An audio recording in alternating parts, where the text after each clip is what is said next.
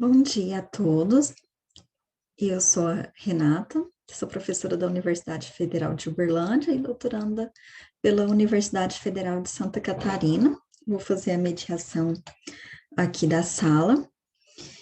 O primeiro trabalho que nós vamos ter aqui na sessão é o trabalho desenvolvido pela Luana, Marivene e Juliano, com o título Custo-benefício da substituição de insumos químicos por biológicos no cultivo da soja. A Luana já está presente.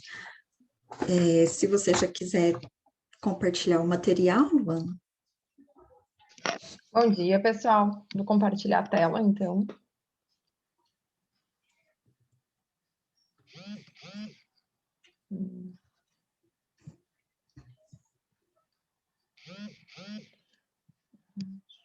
Só um pouquinho.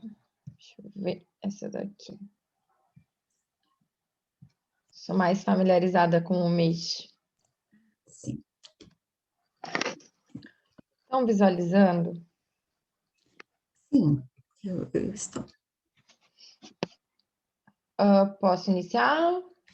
Pode sim, já está no horário já. Então tá, perfeito. Bom, como a Renata me apresentou, meu nome é Luana Moza 4. Esse trabalho tem como autora eu, o Juliano Carlos Haddad, orientados pela professora doutora Marivane Vestena Rossato. E aí se trata de uma análise custo-benefício da substituição do insumo químico por biológico no cultivo da soja.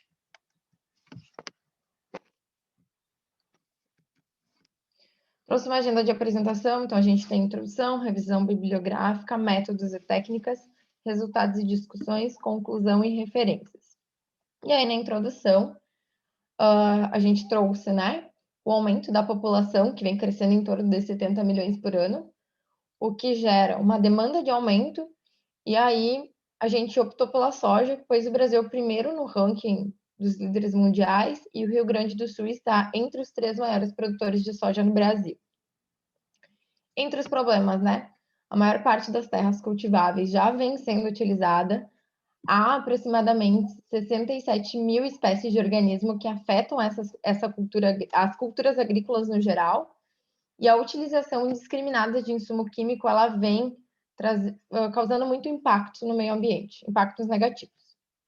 Então, a gente partir de uma agricultura tradicional para uma agricultura sustentável vai gerar segurança alimentar. Então, o objetivo do trabalho é analisar o custo-benefício da substituição do insumo químico por biológico na soja. Entre os objetivos específicos, foi elaborar um cenário para o cultivo da soja, identificar os insumos químicos e biológicos utilizados no cultivo da soja, estimar os custos associados aos insumos químicos e biológicos, identificar os impactos ambientais associados à utilização dos insumos e aí avaliar, né, o custo-benefício associado à substituição do insumo químico por biológico.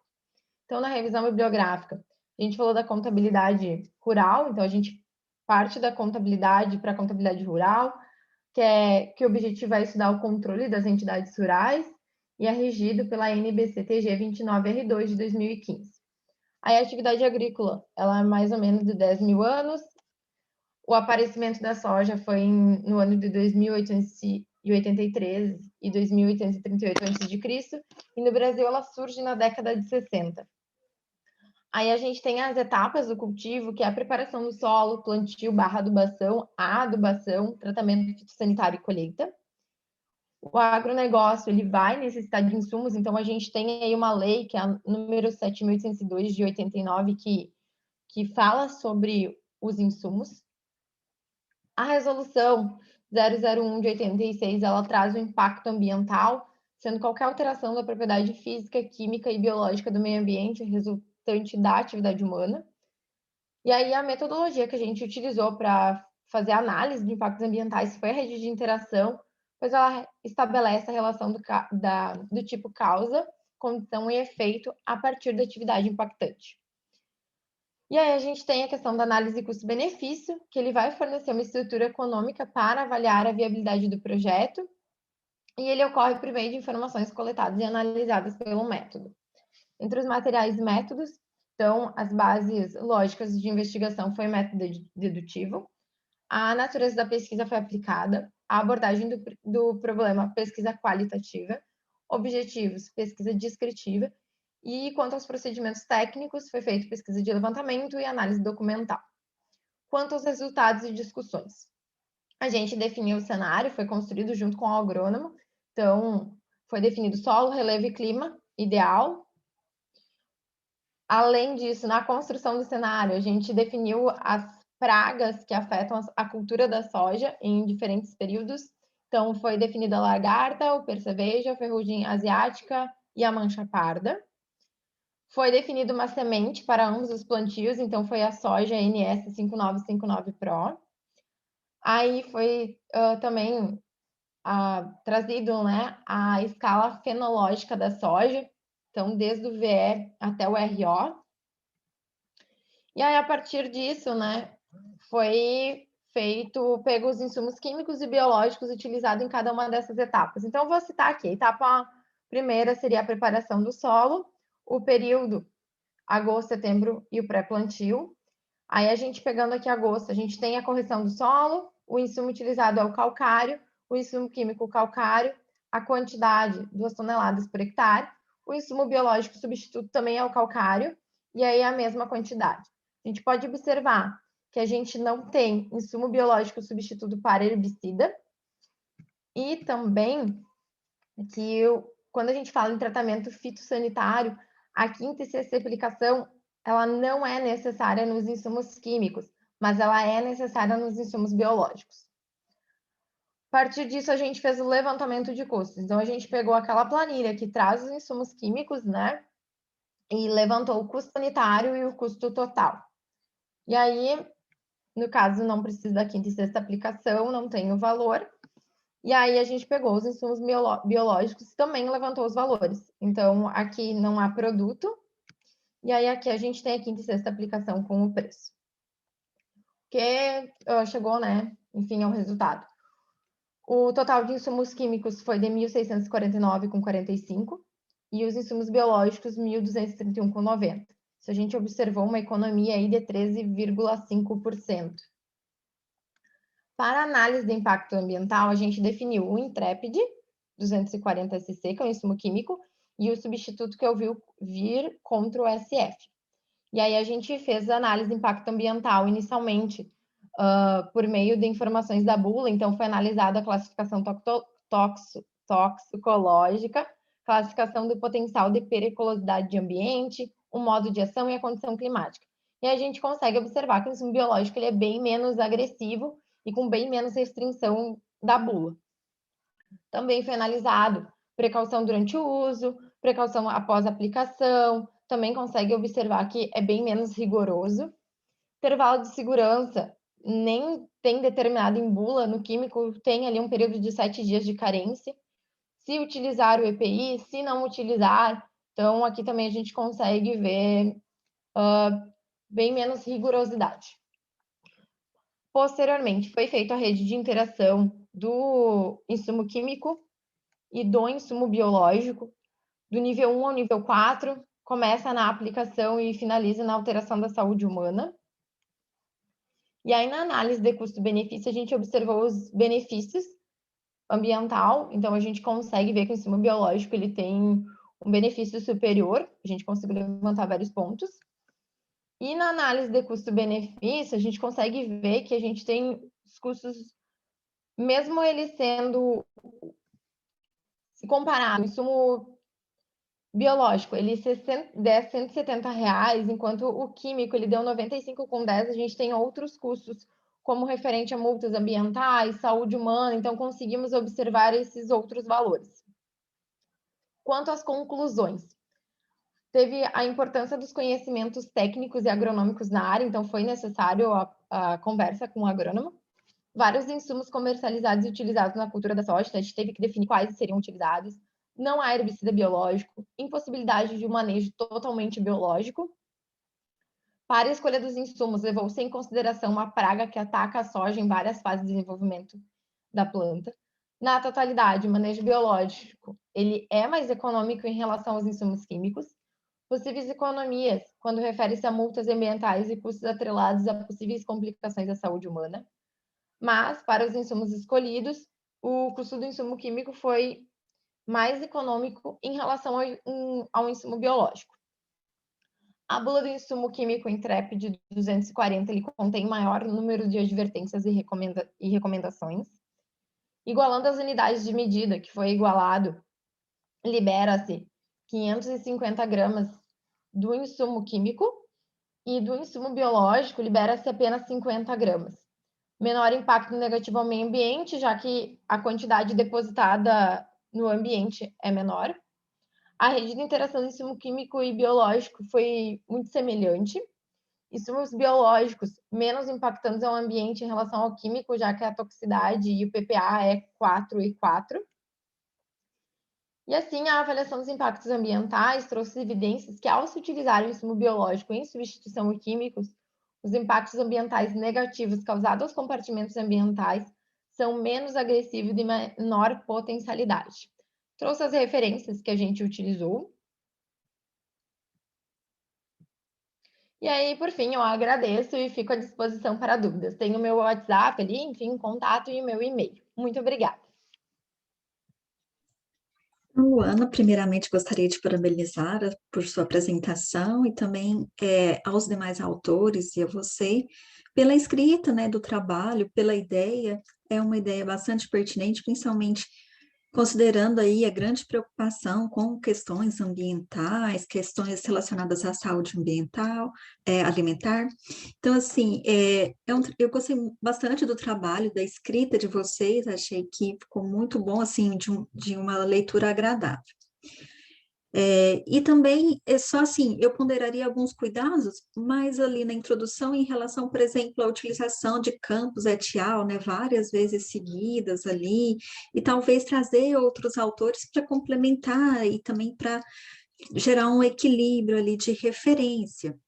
Também em termos da contextualização, ainda falando lá da sua introdução, eu acredito que seja interessante apresentar mais elementos relacionados à parte da contabilidade mesmo, né, do processo de gestão, focando ali na parte dos custos, né? Eu vejo muito assim, vocês focaram bastante na parte ambiental e os custos e benefícios até gerados por economias, enfim, ficou um pouco ausente ali no processo de contextualização. E é uma coisa que vocês trazem lá no resultado, né? Essa parte dos custos, uma discussão sobre eles, então eu acredito que na contextualização também seria interessante vocês apresentarem, assim como no objetivo, né? Dar um destaque também para essa questão relacionada além dos impactos ambientais, que eu vejo que foi bem, o foco de vocês foi bem mais ambiental, no fim das contas, mas dali também a gente não pode desconsiderar essas questões, né, de economia, enfim,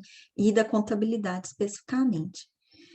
E até mesmo na parte das contribuições, né, relacionadas principalmente, destacar mais os benefícios. Eu senti um pouco de ausência dos benefícios, de como, que tipo de benefício, né? Ah, ok, reduz, o custo é inferior ali quando se utiliza os ativos, os insumos biológicos. E aí trazer como que isso pode influenciar e até mesmo para a literatura, né? Discutir um pouco melhor além dessas contribuições práticas para o processo produtivo da soja. No referencial, eu só considero assim, são todas, eu quero que vocês tenham aqui a compreensão de que, assim, são sugestões que eu coloquei conforme a minha leitura, e aí cabe, obviamente, a vocês considerarem se são ou não pertinentes, né, assim, só para o futuro, né, para o desenvolvimento, aí eu vejo uma pesquisa com bastante potencial de publicação em periódico, então eu acredito que vale considerar alguns pontos. Então, lá na pesquisa de vocês, eu talvez não apresentaria o tópico 2, ali onde vocês falam de ativos biológicos, processo de contabilização, porque vocês não falam sobre isso, né? Contabilização e reconhecimento de ativos biológicos, mas um outro foco, principalmente mais relacionado aí às questões ambientais. E também ali no tópico 7, né? Que é mais iniciar o assunto com o tópico 7, que é o mais relacionado aí com o objetivo de vocês. Então, levar aquele tópico 7 para ser o seu segundo tópico aí, o primeiro tópico do referencial. E aí eu coloquei assim, que o 2 seria análise de custo-benefício, O 3 seria a avaliação dos impactos ambientais.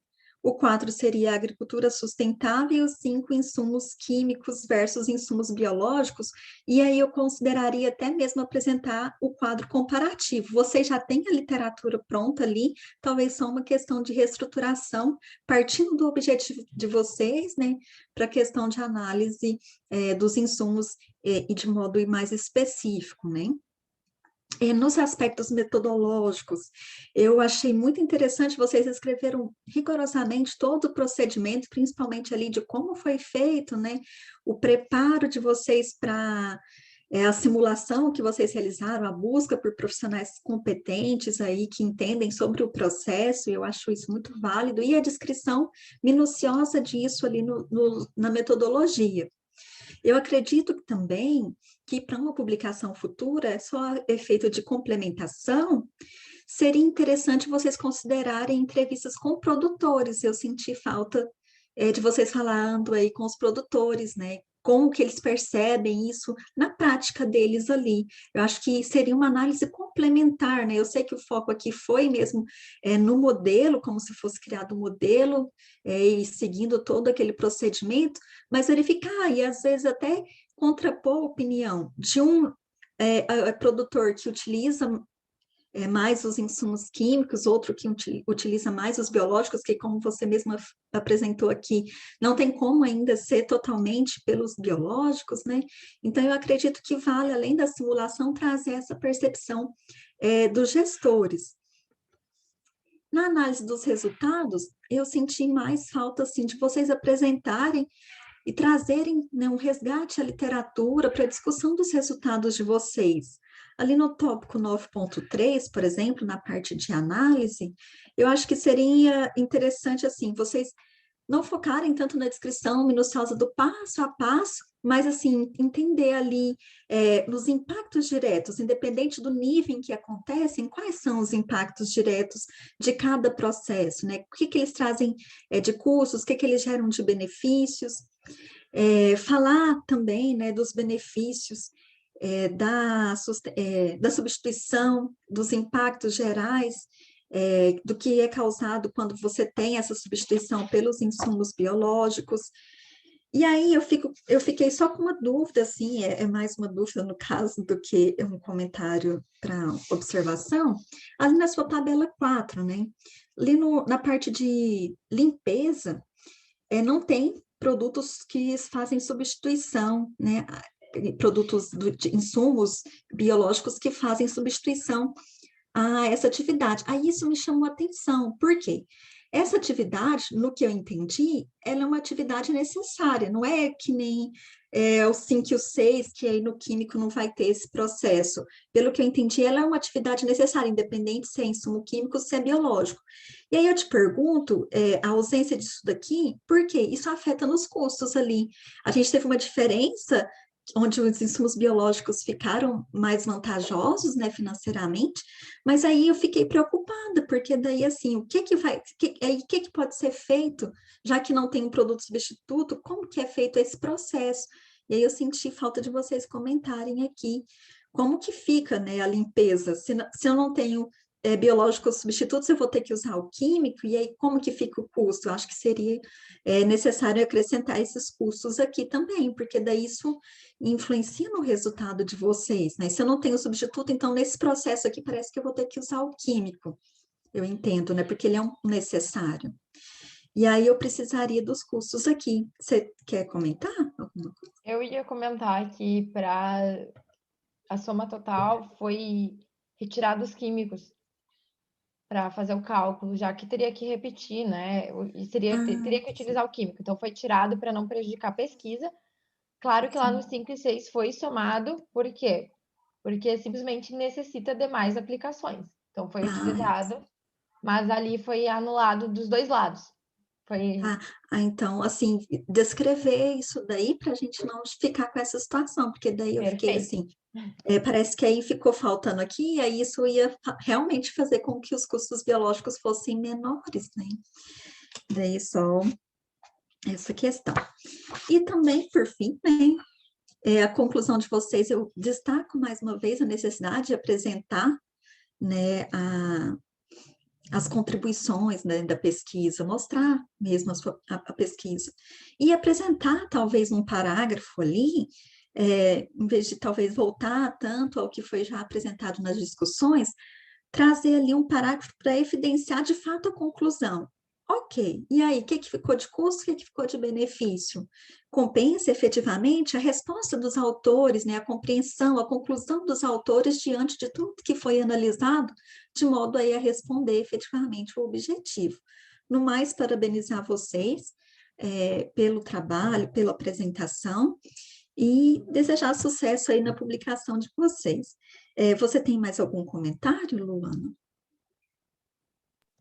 Gostaria de agradecer, até anotei, mas se tu puder posteriormente me enviar, é de grande valia toda a consideração que vem para contribuir no trabalho. Eu vi que tem Perfeito. pergunta no chat.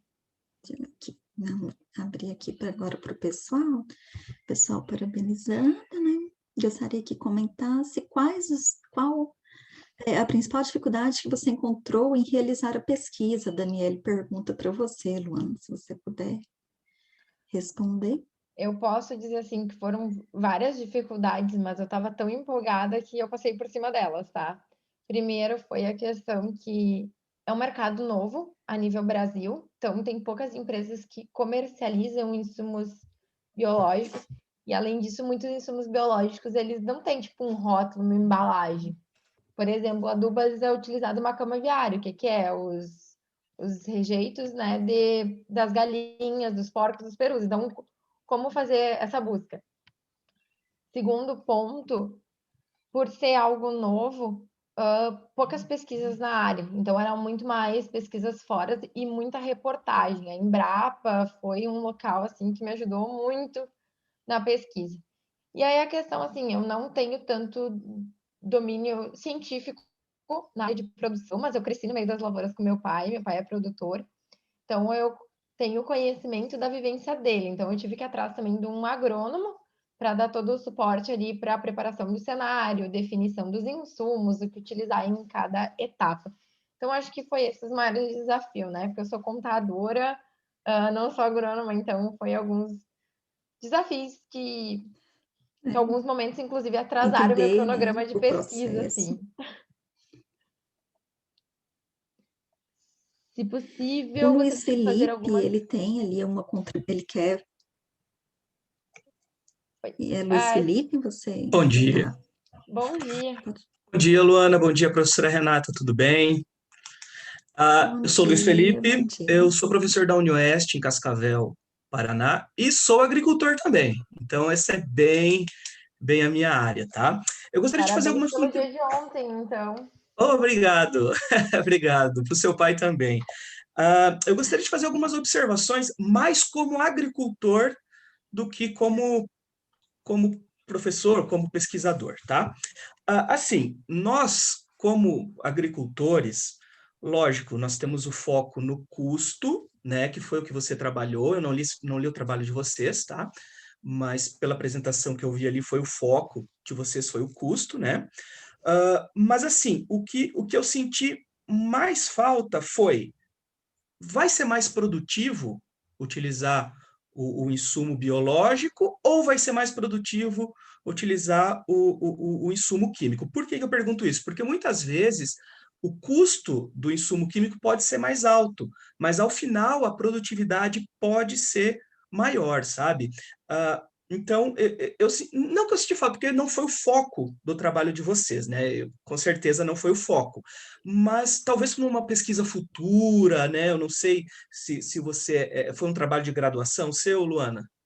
Foi. E aí eu já tenho a resposta na ponta da língua. Legal. Então, assim, talvez se você queira encarar um mestrado ali para frente, talvez seja uma ideia boa para você, sabe?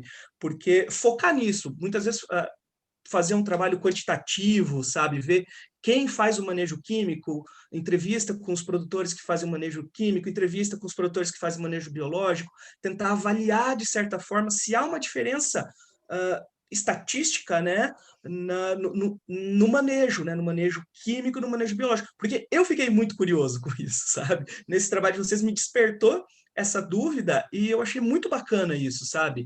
porque, na verdade, a professora Renata pode até falar que esse é o objetivo da pesquisa, né, professora? É estimular esses pensamentos além, sabe? Estimular essa dúvida. E, com certeza, vai ser uma contribuição ótima se vocês conseguirem analisar isso. Entre as sugestões do trabalho está fazer uma Sim, até para análise uma de futura produtividade. pesquisa. Oi, desculpa. Não, Oi, já. travou? Tá Não, travando? para mim, não. Não? Então tá. Então, entre as sugestões do trabalho está fazer uma análise Para de mim, não. produtividade. E o início do trabalho, eu queria fazer uma análise de produtividade. Mas como era um projeto de TCC e eu queria fazer área de plantio, eu não teria tempo hábil. Porque a ideia era pegar 1 hectare de soja, 1 hectare de soja, 1 hectare de soja, e fazer um manejo químico e um biológico para ver como se comportaria. Mas fui desencorajada por questões do tempo, não ia dar. E quando eu conversei com o agrônomo, ele até disse: isso é um trabalho para doutorado, porque vai muito além. E aí eu disse: tá, mas eu não quero trocar temática. Daí a minha orientadora disse: eu vou fazer uma análise custo-benefício. Tanto que eu atrasei um semestre da faculdade para conseguir achar uma professora, um professor que me apoiasse na minha pesquisa, por ser um assunto que vai sai um pouco do escopo contábil cru, assim. Legal, meus parabéns. Fica aí já para o pensamento para o mestrado, para o doutorado. Só nós temos mais 3 minutinhos, rapidamente para você responder ao Jucimar. Ele pergunta: você acha que essa é uma mudança que as empresas estão dispostas a adotar? Ou seja, mudar do químico para o biológico? Então, a indústria de agrotóxico ela é uma indústria muito forte, assim como quem produz agrotóxico produz medicamentos, tá? Mas a gente vem com uma mudança comportamental dos jovens que cada vez mais estão procurando alimentos com menos agrotóxico, uma produção mais limpa. Então, assim, eu consigo notar no meu entorno que as pessoas estão buscando utilizar uns insumos biológicos e está surgindo empresas, tá? Ainda é novo a nível Brasil, mas eu acho que é um caminho que tem futuro. Claro que no primeiro momento vai ser híbrido, né? Vai ter o misto aí.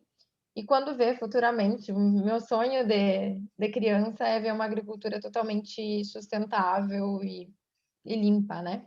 Então, eu acho que é um processo, a gente está se caminhando e as empresas, se começarem a ter muita pressão, elas vão ter que mudar um pouco o perfil dela.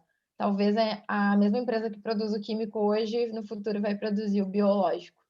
Então, é um caminho, um processo.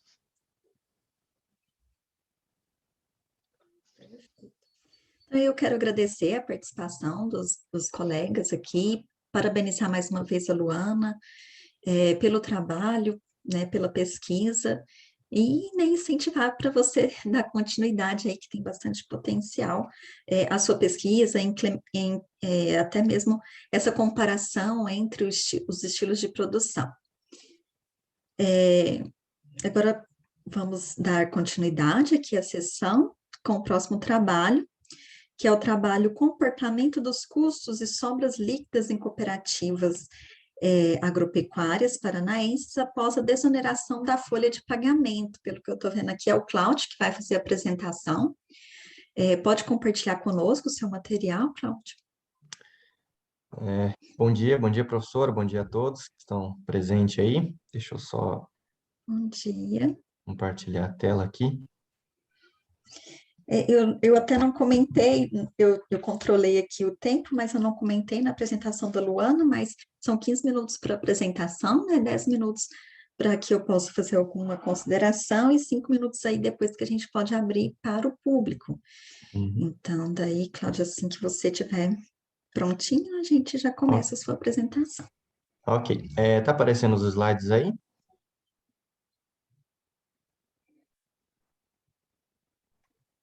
Está. Tá, né? Não, Ok. Cláudio. Não? Tá aí para você? Ah, não, tá. Apareceu? Mais tranquilo, você está aparecendo. Tá. Bom, então, eu sou o Cláudio, um dos autores deste estudo, juntamente com o Matheus Trevisoli e Renato Orsato, orientados então pelo professor Luiz Felipe Orsato. Realizamos este estudo que tem como título Comportamento dos custos e sobras líquidas em cooperativas agropecuárias paranaense após a desoneração da folha de pagamento.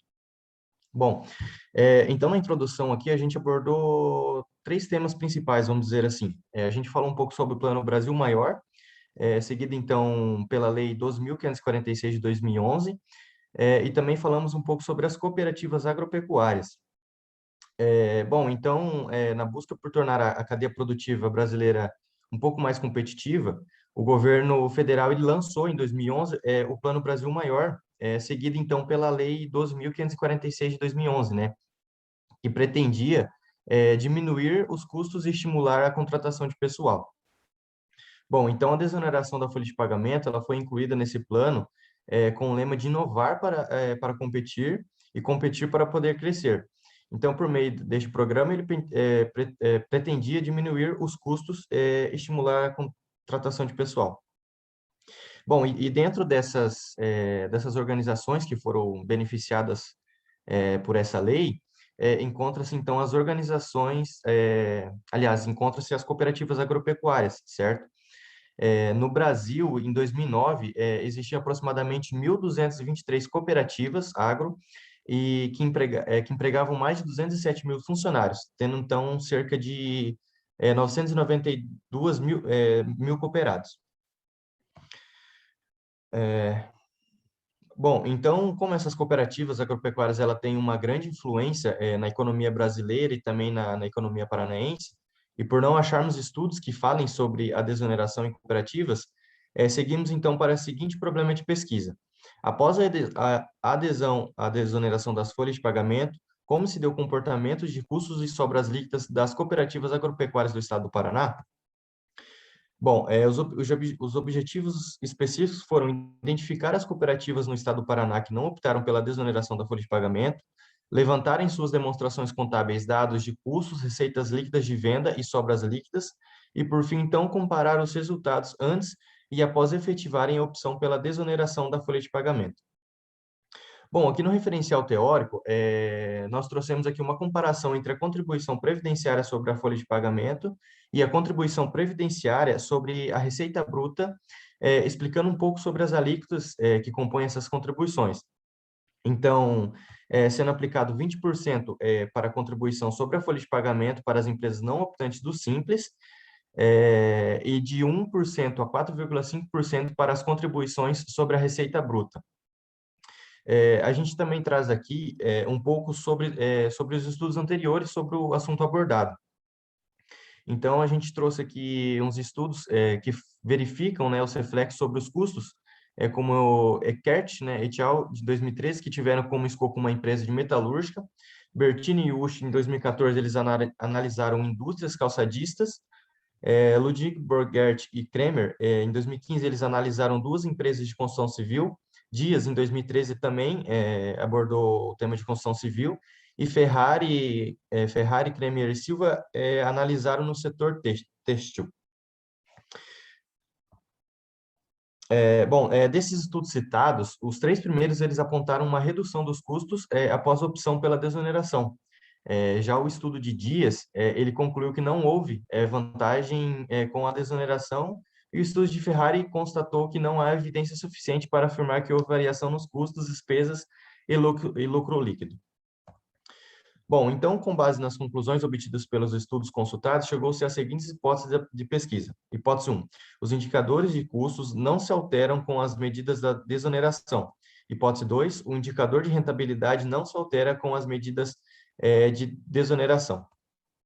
Bom, a metodologia. Então, nosso estudo ele se enquadra na abordagem metodológica positivista, tendo como objetivo a pesquisa descritiva e adotou a abordagem quantitativa do problema e estratégia de pesquisa documental. Quanto à amostra, a OCEPAR, que é a Organização das Cooperativas do Estado do Paraná, ele disponibilizou para nós 9 cooperativas que fizeram a opção em algum momento pela desoneração, certo? Então, aqui a gente trouxe um período pré, a gente faz uma comparação do período pré e período pós-adoção. Para os testes, nós utilizamos aqui o teste Shapiro-Wilk, que tem a verificação da normalidade da distribuição dos resíduos das variáveis. O teste de Levene, que faz a constatação da homogeneidade da variância dos resíduos. O teste T-de-Student, que faz a comparação entre médias e medianas das observações pré- e pós-adoção para os dados paramétricos. E os testes dos sinais e teste de Wilcoxon para a comparação entre médias e medianas das observações pré- e pós-adoção para os dados não paramétricos. Descrição e análise de resultados. Inicialmente, verificou-se as estatísticas descritivas, as quais foram objeto de comparação após os testes finais. Então, aqui nas estatísticas descritivas, nós analisamos as variáveis de custos de produtos vendidos sobre a receita líquida de venda pré- e pós-adoção, o custo total sobre receita líquida de venda pré- e pós-adoção, e as sobras líquidas sobre receita líquidas de venda pré- e pós-adoção. E aqui, então, a gente calculou a média, mediana, o desvio padrão, o valor mínimo e o valor máximo. Bom, então, nos testes das distribuições de resíduos, foi utilizado o teste Shapiro-Wilk e o teste de Levene. Então, para a primeira variável ali, nós chegamos à conclusão da distribuição normal dos resíduos e variância dos resíduos homogêneos. Já para a segunda, que é o custo total sobre a receita líquida de venda, chegamos ali na conclusão de distribuição não normal dos resíduos e variância dos resíduos homogêneos. E já para sobras líquidas de venda, sobre as receitas líquidas de venda, chegamos ali na distribuição não normal dos resíduos e variância dos resíduos não homogêneos. Bom, então, para os dados de distribuição normal, aplicamos o teste T-de-Student, e para os dados não paramétricos, não normais, aplicamos o teste de sinais e o Coxon. Bom, então, na primeira variável ali, aliás, na primeira e na segunda variável, que se trata do custo de produtos de venda e do custo total sobre a receita líquida de venda,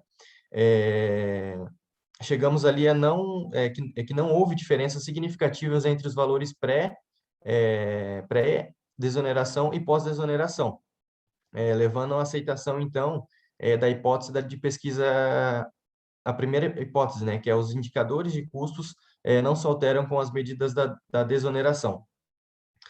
E já para a última variável ali, que é as sobras líquidas, constatamos ali que existe sim uma diferença significativa entre os valores pré e pós a desoneração, levando então à rejeição da hipótese de pesquisa 2, que é o indicador de rentabilidade não se altera com as medidas da desoneração.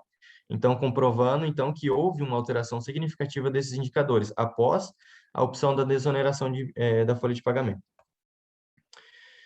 Bom, a comparação entre os valores pré e pós-adoção. Para a primeira variável, como teve uma normalidade, se comparou então as médias, e para as outras duas, se comparou as medianas, por se tratar de dados pois não teve normalidade. Bom, então nota-se que a adoção da desoneração, a média do CPV sobre o RLV, ele reduziu em 0,0087, e o seu desvio padrão aumentou em 0,0101. A mediana do custo total sobre receita líquida de venda, ele reduziu em 0,0046, e seu desvio padrão ele aumentou em 0,0634.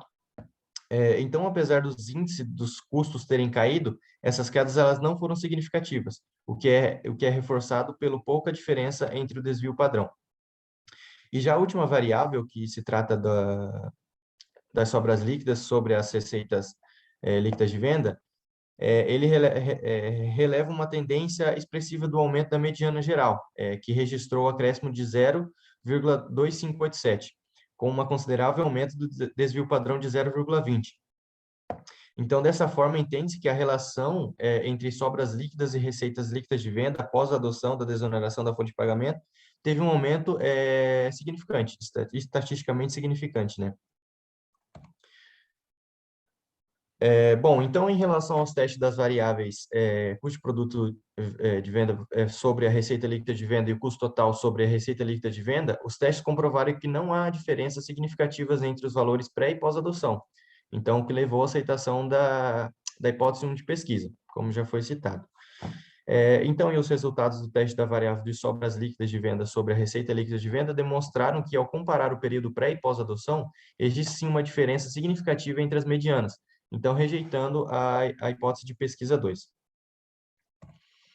Bom, então, as sobras líquidas, ela aumentou graças em parte à redução do CPV. Por mais que o custo total também tenha aumentado, não foi na mesma proporção que a queda do custo do produto vendido. Assim, as receitas decorrentes de venda, elas aumentaram e, consequentemente, contribuíram para o aumento das sobras líquidas no período estudado. Bom, então, ao contrário dos estudos citados, né, que apontaram para uma redução de custo após a desoneração, para este estudo não é possível concluir o mesmo, né, pois não foram encontradas evidências de alteração nos indicadores do custos com as medidas da desoneração. Já no estudo de Ferrari, em 2017, que ele abordou a relação do impacto da medida governamentais nos indicadores de custos e de rentabilidade das empresas, verificou-se que os indicadores das empresas não foram afetados pelas medidas governamentais. Então, os achados da presente pesquisa, eles corroboram em parte com o referido estudo, visto que não há diferenças estatisticamente relevantes para os indicadores de custos. Porém, a diferença estatisticamente relevante para o indicador de rentabilidade ao se comparar os dados dos períodos analisados. Bom, então, as conclusões obtidas através desses estudos, eles são válidos somente para as empresas do setor cooperativo voltados à área de agropecuária, situadas no estado do Paraná, entre o período de 2019 a 2018. Então, para estudos futuros aí, é preciso fazer mais algumas adaptações, né, para quem queira. E, por fim, é isso, é o fim da minha apresentação. Segue aqui o nosso contato dos autores, para se alguém quiser entrar em contato, segue os nossos e-mails. E é isso. Perfeito, Cláudia. Parabenizar você pela apresentação e também você e os demais autores pelo trabalho, né? Eu, particularmente, gosto muito de estudo sobre cooperativa, tenho trabalhado com isso, e, assim, me chama muita atenção, eu gostei muito de ler o trabalho, justamente até pela temática, enfim, e eu acho que é bem válido, né? Tem uma lei, qual o impacto disso efetivamente dentro do contexto organizacional? É Sim, bem interessante esse processo de análise e é pouco realmente observado, né? Principalmente em contextos de cooperativa, a gente não encontra muitos estudos, então, parabenizar sim. vocês por essa iniciativa. Eu Na vou fazer verdade, foi algumas... uma das dificuldades nossa, né? Porque a gente encontrou pouco estudo. Na verdade, não encontramos estudo sobre isso, entendeu? A gente encontra de outras empresas, de outros segmentos, mas em cooperativa mesmo, ele é Fica até mais... difícil fazer a discussão, né? Trazer Isso, ali... aham. Eu vou fazer aqui alguns comentários e aí Ok, vocês vão depois analisar se são ou não pertinentes, mesmo ok, que é para a pesquisa e uma publicação futura aí de vocês. ok. Eu acredito que seja interessante para vocês aqui nesse momento trabalhar a contextualização, de forma a deixar mais clara a lacuna da pesquisa de vocês, principalmente voltando ali ao impacto da lei, trazer já, assim, eu entendo que isso foi discutido no referencial, mas já pincelar ali na contextualização os impactos, né? O comportamento que a lei traz, o que ela afeta efetivamente em relação aos custos, sobras líquidas, e aí vocês podem partir, né, do âmbito geral e especificamente para cooperativas, até porque eu vi que depois no referencial vocês trazem uma discussão de outras leis que trabalham também o processo de Isso. desoneração, comentam Uhum. sobre como isso é nas cooperativas, mas eu trazer um pouco aqui para entender a lacuna da pesquisa de vocês. Acho que seria interessante apresentar isso na contextualização ali da introdução. Uhum.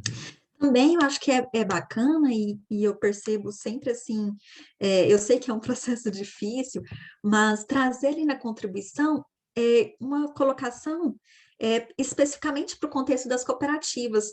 Eu acho que a contribuição é, como costumam dizer, assim, vender o trabalho, né? Como elas que vão incentivar a gente a continuar ou não lendo a pesquisa. Então, assim, trabalhar especificamente, voltando ali para as cooperativas, além de falar assim, eu também tenho isso, a gente sempre pondera a importância das cooperativas para o cenário social e econômico, mas acho que, assim, especificamente, ao falar do assunto que vocês estão tratando, da desoneração, como isso afeta as cooperativas e como esse trabalho pode contribuir para essas empresas em específico, para empresas que têm uma estrutura similar, enfim, mas nesse sentido. Na introdução, basicamente isso, assim, no referencial, eu acho que seja interessante falar, além dos aspectos legais, né, apresentar discussões relacionadas também à parte da contabilidade, os registros, a apuração dos resultados, o que muda e onde muda, né, talvez apresentar aí um quadro comparativo, como que era antes dessa alteração, né, da lei 2.546 e como que fica depois disso, em que partes específicas ela pode alterar, alíquotas, enfim, e aí nessa comparação, como era antes dela, quais eram as alíquotas e como que fica a partir dessa lei.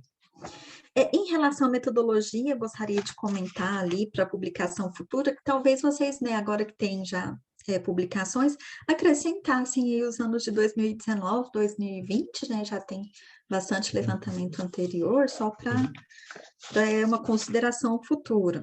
Ali na análise dos resultados, eu senti, assim, que vocês ficaram muito, assim, na estatística, a mediana foi tal, e lá. Eu acho que, assim, é uma coisa comum de quando se usa estatística, eu percebo, mas, assim, eu senti falta da discussão, assim como vocês apresentaram autores lá na conclusão, que daí eu já acho que talvez não tanto ali, mas trazer esses autores, essas referências, ou mesmo aspectos da lei, para corroborar aí com o resultado. Por que que, aceitou, mas por quê? O que que pode ter provocado isso? O resultado de vocês, como você bem evidenciou, foi diferente de outras pesquisas. Por quê? O que que pode ter provocado isso? É o setor? O que que acontece? O que que aconteceu nesse período que pode influenciar o resultado dessa empresa, além da alteração? Então, assim, eu acho que trabalhar melhor esses achados da pesquisa de vocês. E evidenciar o que que os números querem dizer, né? O que que essas hipóteses aceitas ou não querem dizer. E, por fim, né, comentando aqui sobre as considerações, acho que seria interessante vocês trabalharem também melhor a conclusão da pesquisa. Voltando mais uma vez para a questão que vocês voltaram a pontuar sobre a aceitação das hipóteses, enfim, mas evidenciar, e aí, o que que eu concluí de fato, né? Como se eu estivesse respondendo a uma questão de pesquisa. Quais foram os impactos efetivamente apresentados, né, pelos seus resultados? E aí, mais uma vez, destacando aqui, agora eu já tenho os resultados, como eles contribuem, né? Sempre essa questão para eu fortalecer até mesmo a minha pesquisa e mostrar, olha, realmente ela pode auxiliar, nem que seja na compreensão, no que pode ser observado, porque a legislação é complicado a gente mexer nisso, não tem como, a empresa tem que respeitar. Mas, assim, e aí, o que que eu posso fazer para melhorar? Qual que é o papel do gestor ali? O que que ele pode trabalhar para que isso tenha menos impacto? Então, assim, nesse sentido. No mais, eu parabenizo vocês e abro aí para os participantes, né, caso tenha aí alguma consideração. Alguém que quiser fazer uma perguntinha para o Cláudio. Veja aqui que nós também temos a professora Renata Orsato e o professor Luiz, né, Felipe. Isso, Eles estão aqui na nossa sala também, se quiserem falar alguma coisa.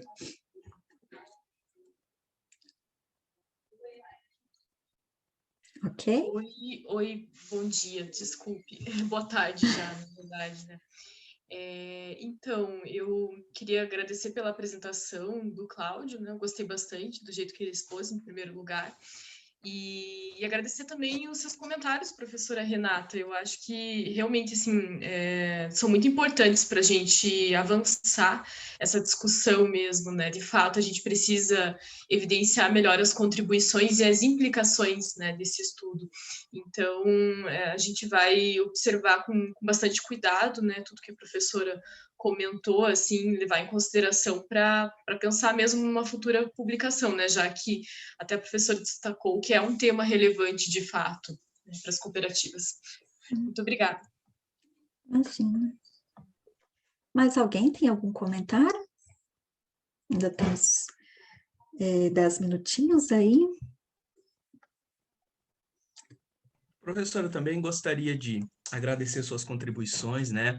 Eu assisti a uma palestra, um pequeno seminário sobre artigos, né? E a palestrante falava em jogar purpurina no trabalho, em purpurinar o trabalho, que Ai, são realmente essas brilho. contribuições, né? As contribuições que o trabalho traz, não só academicamente, né? Mas também para as cooperativas, né? Que é um setor bastante relevante aí na nossa A gente já economia. tem muito claro, né? Sempre eu também evidenciei essa questão da importância econômica, social, empregabilidade das cooperativas, e ainda é bem pouco explorado, né? Um setor assim, eu sei que às vezes a gente não vai focar nosso trabalho em apresentar, não existem muitas pesquisas que evidenciam a cooperativa, né? Mas aí, às vezes, algumas pessoas até perguntam, mas e a relevância disso, né? E assim, eu vejo que tem crescido, eu tenho encontrado até mais trabalhos, mas assim, na contabilidade, às vezes alguns sobre gestão em cooperativas, então eu achei bem interessante discutir outros aspectos também, considerando o contexto das cooperativas, né? Muito obrigado, professora. Imagina. Alguém mais tem algum comentário?